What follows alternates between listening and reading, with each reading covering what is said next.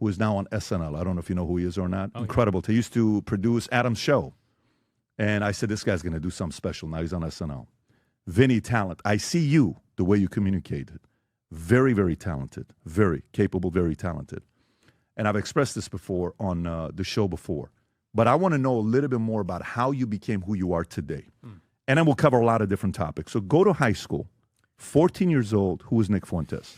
Well, at 14 years old, I was already very political. I've been political since really I was 12 years old. Why is that?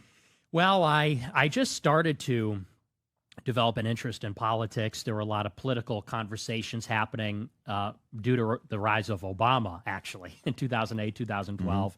And I wanted to know basically everything about it. You know, when you turn around that age, you start to ask questions about the world and how we all got here and, you know, about things that happened before. And so the first thing I ever watched, actually, was Thomas Sowell on Uncommon Knowledge with, I think, the best. One of the Peter best. Robinson. Yeah, they're both excellent, from the Hoover Institute. And that was actually the first thing I ever watched, and I just devoured it. I devoured everything. At 12. Yeah, 12, 13, 14. Who introduced you to Thomas Sowell? I just Googled it. A buddy of mine in school was telling me about the private sector. I said, what is the private sector? You know, what is the economy? And so I just Googled it on YouTube, and that was the first thing that came up, and I watched the whole thing, and it was just, I was enamored by it.